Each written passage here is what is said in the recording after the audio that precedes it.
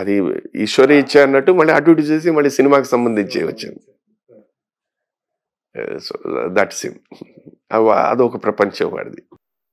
మరి మీరు ఇప్పుడు ఎలా అనిపిస్తుంది? ఇప్పుడు ఇండస్ట్రీ చూస్తుంటే అప్పటి నుంచి చూస్తూ వస్తున్నారు కదా, చెన్నైలో ఉన్నప్పుడు ఇవాళ ఉన్న పిల్లలకి ఆపర్చునిటీస్ ఎక్కువ అండి. అది నిజంగా వండర్ఫుల్ ప్లాట్ఫామ్స్ వచ్చేసాయి అండ్ సక్సెస్ రేట్ కూడా అలాగే వచ్చేస్తుంది. ఇప్పుడు నేను స్టార్ట్ చేసినప్పుడు శుభలేఖన సినిమా అయినా కుర్రాడు ఎవడో బాగా చేశాడు అని ఉన్నా కూడా విశ్వనాథ్ గారి సినిమా ఆయన డైరెక్షన్లో కనుక కానీ. సో నేను సుధాకర్ అనే వ్యక్తి యాక్ట్ చేయగలుగుతాడని ప్రూవ్ చేసుకోవడానికి 4 సినిమాలు కావాలి. 5వ సినిమా నుంచి okay is a good actor, ఎవరి దగ్గరైనా రాణించగలుగుతాడు, ఎవరి డైరెక్షన్ అన్నది వచ్చింది. ఇవాళ అలా కాదు. మీకు అలా హిట్ కొట్టారా అయిపోయింది, ఫస్ట్ ఫిల్మ్ హిట్ అయిందంటే మారిపోయింది. So that way they are very lucky. 2, ఆ రోజుల్లోని ఒక హీరో అంటే కొలబద్దు ఉండేది. ఒక హీరోయిన్ అంటే ఇలా ఉండాలి, హీరో అంటే ఇలా ఉండాలి, విలన్ అంటే ఇలా ఉండాలి, క్యారెక్టర్ యాక్టర్ అంటే కమేడియన్ అంటే. ఇవాళ అవి ఏమీ లేవు, పారామీటర్స్ ఏమీ లేవు. Anyone can become a hero, anyone can become a heroine. So that is an advantage. I'm tell positives ఇది. ఇది ఈ అడ్వాంటేజెస్ వచ్చేసరికి ఏంటంటే దాన్ని ఎలాగ వాళ్ళు యూస్ చేసుకోవాలో తెలియటం లేదు. తర్వాత ఇవాళ ఉన్న జోనర్ ఆఫ్ ఫిల్మ్స్ అన్ని డిఫరెంట్గా అయిపోయినాయి. ఆ రోజుల్లో ఒకటే ఫ్యామిలీ ఇవన్నీ యాక్షన్ ఇలా ఉండేది. సో ఇవాళ ఏంటంటే వాళ్ళకి it's a wide open platform. చాలా మంది సినిమాల్లో రాణించిన వాళ్ళందరూ ఇవాళ మీకు యూట్యూబ్ అనండి లేదా వేరే platforms they're very big actors. ఇంకో ప్లాట్ఫామ్ దొరికేసి you are able to prove. So that way their advantage. అంటే ఎంటర్టైన్మెంట్ ఫీల్డ్ అనేది ఇప్పుడు మారిపోయిందండి, మారిపోయింది, టోటలీ ఓపెన్ అప్ అయిపోయింది. వాళ్ళ కాన్ఫిడెన్స్ లెవెల్స్ ఆర్ ఫెంటాస్టిక్. సినిమాలకి లేకపోయినా వెబ్ సిరీస్ అదే చెప్తున్నాను. ఇప్పుడు వాళ్ళ confidence levels are so fantastic అండి. మేము పెరిగిన వాతావరణం అంటే అప్పుడున్న పరిస్థితులు అంటే పద్ధతి అనండి, రిహర్సల్స్ చేసేవాళ్ళం. బికాస్ ఏదో నెగిటివ్ అండి, ఫిల్మ్ కాస్ట్ ఎక్కువ అయిపోతుందని. ఇవాళ పిల్లలు అన్న దీని మీద ఉండేది. ఇవాళ అలా కాదు, పిల్లలు టేక్ చేసేద్దామండి అని. లేదు ఇదే రిహార్సల్ అనుకుందాం సార్, బాగా వచ్చేసింది అనుకోండి అదే ఓకే, లేదంటే ఇది రిహార్సల్. అంటే ఇప్పుడు వేస్టేజ్ ఏం లేదు కాబట్టి మీకు ఫిల్మ్ వేస్టేజ్ అనేది ఫిల్మే లేదు కదా. బట్ ఒకటి నేను కూర్చుని వాళ్ళతోని ఒక చిన్న డిఫరెన్స్ అన్నది నేను ఫీల్ అవుతానంటే, మీరు రిహర్సల్స్ అన్నది చేసేటప్పుడు అంటే మీ ఎనర్జీ లెవెల్స్ లో పెట్టుకుని చేస్తారు. ఒక ఇన్ని రిహర్సల్ చేసి రైట్ టేక్ అనేసరికి ఎనర్జీ లెవెల్ని మీరు ఇక్కడ తీసుకెళ్తారు ఫర్ అ టేక్. బట్ మీరు ఇక్కడ డిజిటలైజ్ వచ్చిన తర్వాత ప్రతి టేక్కి ఈ లెవెల్లో చేయాలంటే ఒక 5-6 టేక్లు అయ్యేసరికి ఇది పడిపోతుంటుంది, ఎనర్జీ లెవెల్స్ పడిపోతుంది. సో ఫైనల్గా మీకు ఏదైనా ఒక టేక్ ఓకే అనుకుని ఏదైనా సరే సార్ ఆ ఫస్ట్ టేక్లో ఉన్న ఎనర్జీ లేదండి, ఎలా ఉంటుంది? You're exhausted. అది నేను చెప్తూ ఉంటాను. ఓకే, దాన్ని మనం అనుకున్నదే మామూలుగా అనుకుందాం, రఫ్గా అనుకుందాం, నడుకుతున్నారా ఇది చేసి ఇది ఒకసారి మీరు ఇలా అంటారు, ఏ డైలాగ్ ఎక్కడ అంటున్నారో కొన్ని. ఎందుకంటే ఇప్పుడు ఇవాళ ఉన్న వాళ్ళు ఎవరు ఓపెన్గా మాట్లాడరు.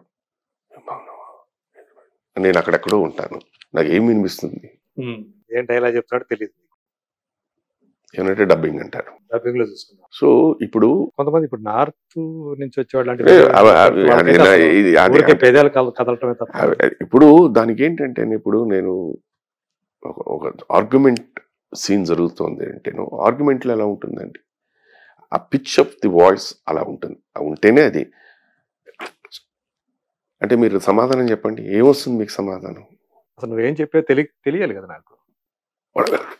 ఇంతే వాళ్ళు అంటే నేను చెప్పేసాను కదా, కళల్లో చూపించాను కదా సార్ ఏను అనేది, అదే ఏను అనేది అన్నది. దానికి ఎంత డిఫరెన్స్ ఉంది? ఇలా ఉంటుంది అన్నమాట.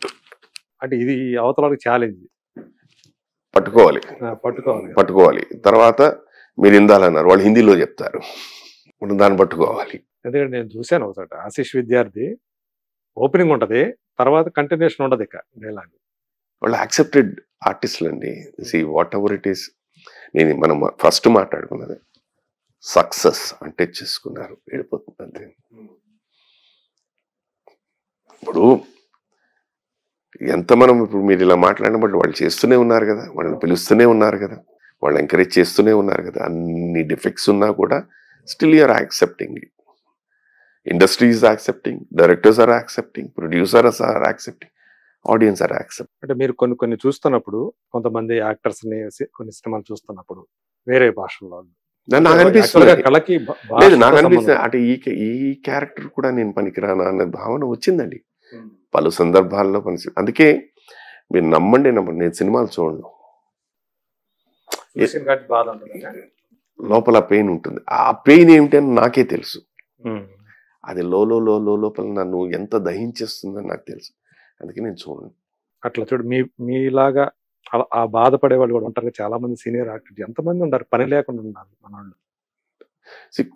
కొన్ని ఏంటంటేనండి సినిమా దీంట్లో ఏంటంటే, ఒకటి ఎనర్జీ లెవెల్స్ ఉన్నంతకాలం వెన్ యూఆర్ బిజీ హ్యాపీ, ఎందుకంటే మీకు మైండ్ బాడీ అన్నీ మీకు సహకరిస్తాయి.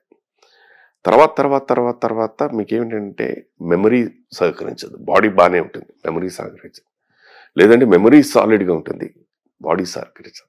ఇదన్నీ అయిపోయేసరికి అదేంటంటే మనకి fag end of the career ఒక 80-85 yearsకి ఆ టైంకి వచ్చినప్పుడు అంటే పెద్దగా డిఫరెన్స్ ఉంటుంది. బట్ 60 yearsకే మీకు అది వచ్చేసింది అనుకోండి, అండ్ అక్కడి నుంచి ఇంకో 25 సంవత్సరాలు మీరు బతుకున్నప్పుడు ఆటోమేటిక్లీ ఇది చాలా కష్టంగా ఉంటుంది. దాన్ని జీర్ణం చేసుకోవడం కష్టం. అయ్యో అయ్యో అయ్యో అయ్యో. అది మనం చాలా మందిని చూస్తున్నాం ఈ మధ్యలో ఉన్నాం, హూ హ్యావ్ ఎక్స్ట్రాడినరీ యాక్టర్స్, మామూలు కాదు. అలా సీన్ ఇస్తే నవలీసాలు పక్కన పడేసేవాళ్ళు. బట్ దీనికి నేను మేజర్గా అనుకునేది ఏంటంటేనండి, ఎవరైతే ఇవాళైతే వీళ్ళు వస్తున్నారు వీళ్ళకి అసలు భాష మీద ముందు కమాండ్ లేదు. దానివల్ల అందుకనే మనం పెట్టుకున్న వాళ్ళు కూడా భాష మీద కమాండ్ లేని వాళ్ళని పెట్టుకుంటే మనం చెప్పింది చేసేస్తారు అన్న ఉద్దేశం అన్నది నా భావన. ఇది నేను రైట్ అవ్వచ్చు, రాంగ్ అవ్వచ్చు. నిజానికి మనకి తెలిసిన మనకి ఈవెన్ ఇంక్లూడింగ్ ఈవెన్ టెలివిజన్ నాకు అనుభవం ఉంది కనుక, టెలివిజన్ దీంట్లో మామూలుగా ఒక సీన్ చదువుకున్న వెంటనే ఇదేమిటండి అని అడుగుతాను నేను. అదే పరభాష ఉన్న వాళ్ళకి ఏంటంటే మీరు డైలాగ్ చెప్పండి నేను నేర్చేసుకుంటాను అంటారు, అంతే.